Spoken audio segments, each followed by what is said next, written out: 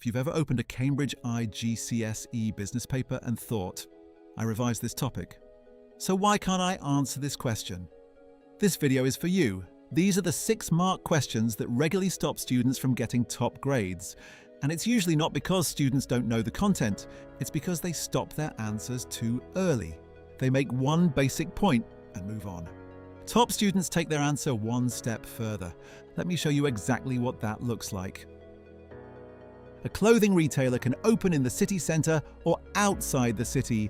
Which location should it choose? Justify your answer.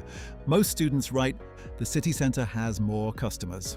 That sounds fine, but it doesn't go far enough. Why does having more customers matter? A stronger answer would say, a city centre location may attract more customers because there is usually higher footfall from shoppers already visiting nearby stores. This could increase daily sales revenue, as more people may enter the shop and make impulse purchases. If the retailer sells higher-priced clothing items, those extra sales may easily cover the higher rent costs. However, if the business needs large storage facilities or regular deliveries, an out-of-town location may be cheaper and easier to access. The best option depends on the retailer's business model. Next question. A business wants to buy new machinery. Should it use retained profit or a bank loan? Most students write, retained profit is cheaper. That's too basic. Why is it cheaper? A better answer. Using retained profit means the business avoids paying interest.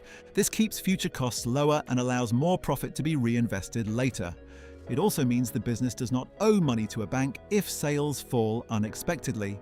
However, using too much retained profit could leave the business short of cash for wages, rent, or suppliers. A bank loan may be better if the machinery is expensive and the business has reliable cash flow to manage repayments.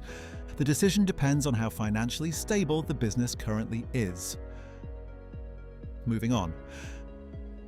This question catches students every year. Will increasing legal minimum wage always have a negative effect on a business? Students often write, yes, because wages increase. That answer is weak as it lacks detail and misses one of the key clues in the question, always. That word changes everything. A stronger answer, higher wages increase labour costs, which may reduce profit margins. Businesses may respond by increasing prices, which could reduce demand if customers switch to cheaper competitors. However, higher wages may improve employee motivation. Motivated workers may become more productive and produce more output per hour. The business may also experience lower labour turnover, reducing recruitment and training costs. The overall impact depends on whether improved productivity outweighs increased wage costs. Next question. Our restaurant wants to launch a new menu. Should it use primary or secondary market research? Weak answer. Primary is specific. Secondary is cheaper. That's surface level. A stronger answer, primary research such as surveys allows the restaurant to collect specific feedback from local customers. This makes it easier to understand what meals customers actually want before spending money launching new products. That reduces the risk of wasted stock and failed menu items. However, primary research may take time and cost money. Secondary research may be faster and cheaper, but the data may be outdated or based on completely different customer groups.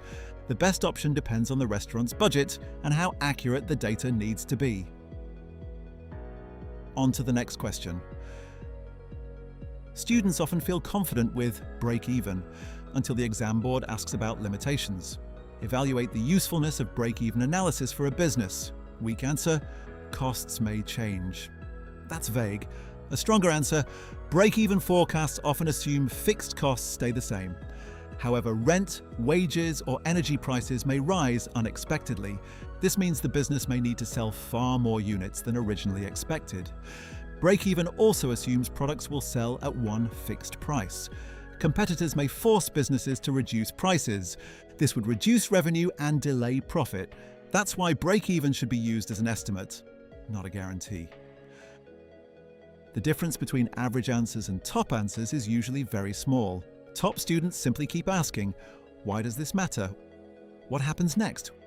What could go wrong? What's my final judgment? That's what examiners reward, and that's how top grades are won.